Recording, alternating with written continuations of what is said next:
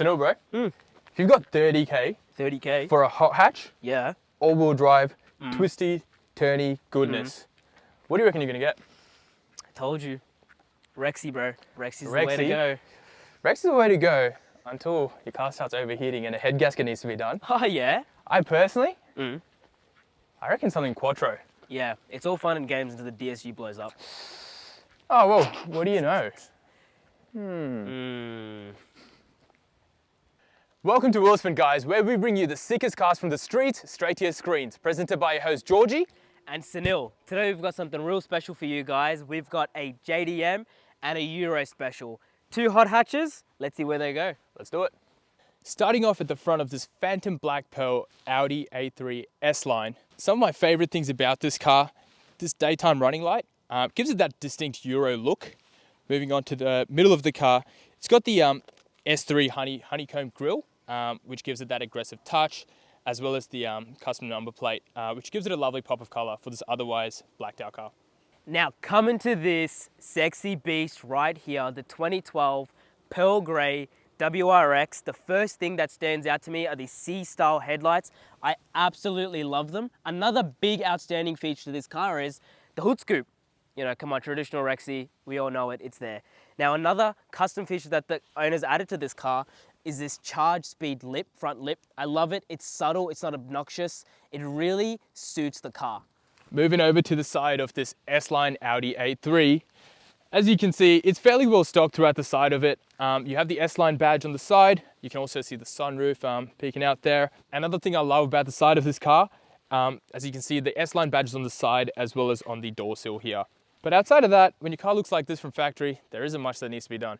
Now, coming around to the side of this Rexy, it's beautiful. I love what Subaru has done with it. The little attention to detail, reminding you every day that it's a WRX. Now, the owner has also put on these custom Enkei 18-inch rims in chrome. I love them. All original, quite hard to find.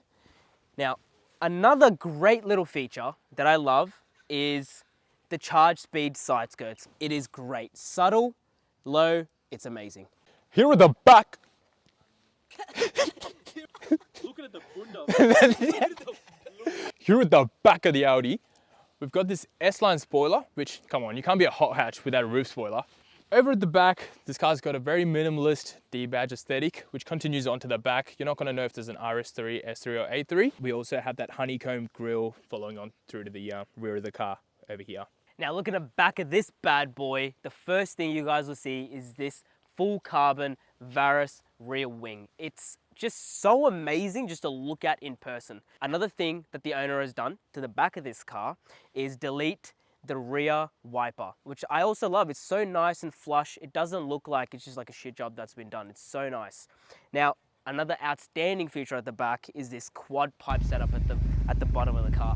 I absolutely love it, and you guys will get to hear it as well. Now, Georgie, we're inside of this beautiful beast, the Audi A3. How do you love the interior? I am totally loving it, and I knew I would love it because Yeah. it's a German car.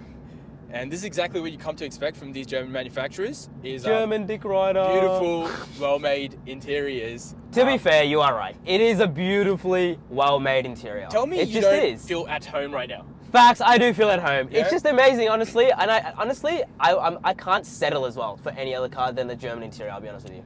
In saying that though, if I didn't know that I was currently in an A3, I'd probably think I was in something a lot more performance-oriented. A lot nicer, like right? Yeah. an S3 or possibly even an RS car. Just how well built everything is, you know, there's no squeaky material, the center No. console doesn't move around, it's sturdy. Now, although this is a rather like capable car, That's right. sitting in here, you're not sacrificing any of the practicality or comfortability. There is cubby spaces for days. You know, you can fit two big boy Big water bottles right on here. each side, that's right. More storage space in the middle. That's right. You've also got this glove box with this interesting Feature. double hinge Really cool feature. mechanism that you can use as an armrest on the go. It feels like you're on your granddad's chair. Just Yeah, chilling. just Yeah. comfortable. It's just so nice, that's right. Now, inside of the actual glove box in here, there's a good amount of room. Another cool little thing that Audi has integrated inside of the glove box itself is Audi's multimedia system. So you've got the DVD player. You can chuck, you know, your dad's old DVDs inside and play it off the actual center screen in the middle. And you can also put your SD card in there, which is quite odd. I've never seen that before. If and when you were to do that, Yeah. you will be playing those through these Bang & Olufsen sound system, which go too hard. Amazing. If it wasn't for copyright claims, you guys would be getting an earful right now. That's right. It's got a 10-speaker surround with a sub. It pops off. It's amazing, and the fact that it comes with the package, I mean, it's one of those sound systems where, you know, you can crank it up all the way and you've still got all the crispness. That's right, and you don't have a big-ass sub taking up your room in the back. Now, another thing that I do love about this, and a big highlight, is the sunroof. It's amazing. It's also huge. It's a massive sunroof. You know, let's just say you want some ventilation. You know, maybe someone's let out a bit of gas or something. That's right, that's right. And, you know, you need the car to air out, but you don't want all the sun in your face. You can very well do that because you've got the sunshade here, and you can actually just lift the sunroof on top of it. So you have the ventilation, but not all the sun in your face. Another thing about this car, it can be a negative and a positive, is the back seats aren't too big, but if you are traveling the back seats, you do have a lot of creature comforts at the back. Your basic creature comforts, you've got your, on the side doors, you've got your cup holders. In the middle, you've got your air conditioning vents and your 12 volts. So the passengers at the back, they can have their phones charged at all times. Now we're getting to the part of the review where the Audi's really gonna shine. Yes, and that's the performance driving aspect of it. Now, just before I do give it a bit of a thrashing, one thing you can do in the Audi is, you know, if you do want to just focus on the road, you can actually press this button, feel like James Bond, and the screen just disappears. Oh, it's so cool. It's too cool. I love it. I've pressed the button about 17 times. And, and you still don't get bored, I just love it. Yeah, that's so cool. You know, as you press that button, some of the other buttons you'll be pressing is the shifter. You'll be switching it into sport to drop a gear. And that's where you start to hear the exhaust and you realize, oh my God, I haven't been driving an A3 this entire time. This is not a normal A3. No, it's not. Yeah. It's not a normal A3.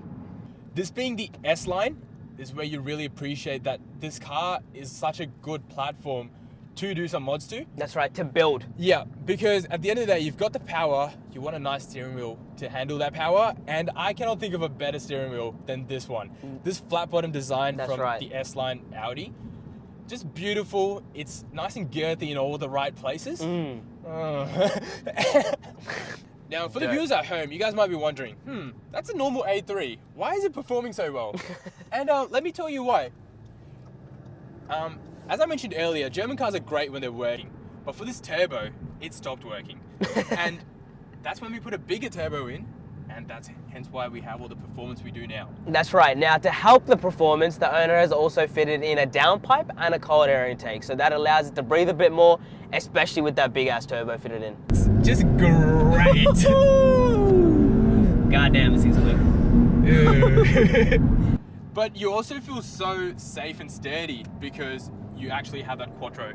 All-wheel drive system putting all that power straight to the floor. It's responsive and it just goes. This car has been ECU and TCU tuned, making 173 kilowatts at the wheels. And you can especially feel that as you're clicking through the gears with those gear shifters. Absolutely. It's so responsive. Yeah, it does definitely throw you back.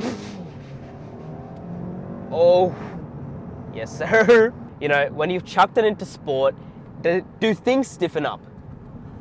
I can definitely feel the steering wheel stiffen up. Yep. In terms of the ride quality, the roads we're on right now are pretty good, so I'm not necessarily feeling the car stiffen up overall. Oh, fuck. We're in the car now. You've yes, adjusted sir. your seat a lot. A lot. Another thing I did realize though, another cool little trick is when you're driving, if it's in manual, it tells you when to move up. Now, as soon as you do chuck this into sport, it becomes a bit of a different beast. For sure. This thing's crazy. This being the S-Line, I think we're already sitting slightly lower. That's right, correct. Yes, we do sit lower compared to a normal A3. In the S-Line package, you do sit slightly lower. Testing out the Quattro a little bit here. Actually quite nice. That's nice. Yep. I'm not even flat footing here. Yeah. Wow, yes. Around that, it almost feels like the car's more uncomfortable when you're not fully sending it. When you're not fully sending it, yeah. It likes it when it's getting that full power because the torque's not exactly kicking in at that 3,000 to 4,000 RPM unless you give it full boost. This thing, the way it's been done up with the cold air intake and the downpipe and everything, it sounds beautiful. I love it. All right, George, we've taken a look at the outside of these cars. Yep. Right.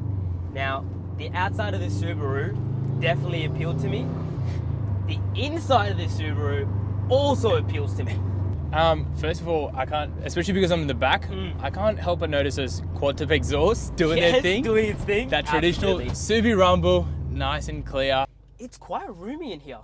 Very comfortable. The seats especially are very comfortable, but it is very, very roomy in here. It definitely doesn't feel like other hot hatches that I've been in, because I feel like some of the other hot hatches I've been in, they've just been quite constricted inside. This, I don't feel too constricted. It's quite open, it's quite roomy. Yeah, and that would make sense because you're in the front seats. Yes. Here in the back, I do think it's slightly different, although it's a very nice place to be. Yep. The combination of the sunroof, as well as all the internal displays. Yep. Bit of STI, Subaru markings over here. At the back, yes. You definitely get that sense of, you're in something sportier. Yep. But I think that goes hand in hand with slightly less practical in that I don't think this back area is the biggest space. The biggest space. I'm taking up a significant amount of it, not being an extremely large human being. That's right, that's right. Yeah. I like the black interior that's going on. Like the black here and the black here, Yeah. like the gunmetal grey here. It's just these little attention to details that I actually really like inside of the car. You've got the seat stitching over here, the little details on the carpet down here, as I mentioned earlier. Absolutely. That goes very nicely with the gauge inside, as well as the cheeky boost gauge over there. Yes, just right on the corner. That's amazing. Another big highlight to this car is the seats. I love these seats, the sportier, they're not Recaro seats, but I love the WRX badge. It feels the same. It's also very, very comfortable, the seats, for the Sportback. I'm not gonna lie. As much as, complained a little bit about the space, it is a very comfy seat out here. Yeah, the red stitching follows on through everywhere, from the seats to the steering wheel and even to the side panel of the car. Speaking of cabin space, it is actually quite roomy in here. There's a good amount of cabin space. Onto your side of the door, there's ample room to fit in a full 1 litre bottle, and you've got your 2 cup holders over here, center console in here. There's actually a good amount of space in here as well. You can fit a bunch of your stuff in there. You've got your 12-volt socket at the front, and inside of the glove box as well, there's a good amount of room. You can put your basic essentials, your day-to-day essentials, everything can go in there. It's well flush fitted. Here, I've actually got plenty of cubby space on both spots. If I want to chuck a drink bottle or a drink, whatever it is, that'll fit nicely in there. From the previous generation of Subarus, Yes. you can very much tell that this is the same car maker, Yep. but they've improved things obviously They've because improved time's things, gone. obviously. I used to own an Impreza, Yep. and it's the little charming things I liked about the car that still continue onto this follows car. on through here. It's just nostalgic, just seeing that it's still going through. Because whereas in a German car, you might notice that, the doors are heavier or something. Yeah. There is a sort of charm in knowing that, your Japanese car, it's lighter because it has those lighter doors, and Absolutely. That's right. There is a charm, especially to these cars. You can't really compare, a Euro build to this, but there is a charm to this. It's lighter, feels lighter, and it performs like it's light. Yeah, especially with this car, from the outside, it looks menacing. That's right. Happy to report on the inside, it sounds just as menacing.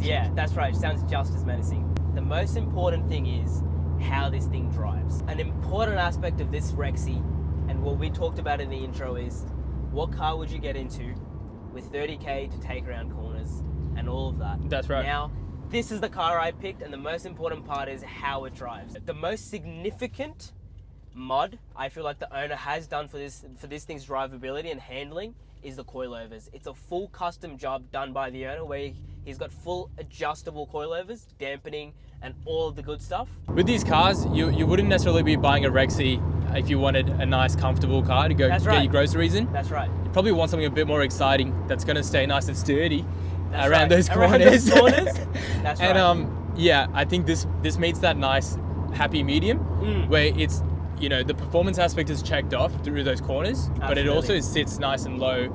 If you've just parked up next to the curb, you'll be sitting pretty. They actually come factory fitted with an anti-lift kit, right? And that is something that we're quite familiar with, is because our it does ring a bell. friend in the Sirocco had that fitted. These things come factory fitted with an anti-lift kit, and that also adds, a great amount to how this thing handles. It'll stay flat around those corners. Especially with those coilovers, this thing is a mountain king. Thank you guys for watching. Thank you guys for watching this amazing video. Make sure to leave a comment down below on what you guys think is a better car, and be sure to subscribe to our channel and stay tuned for the next video. Make sure you like and subscribe.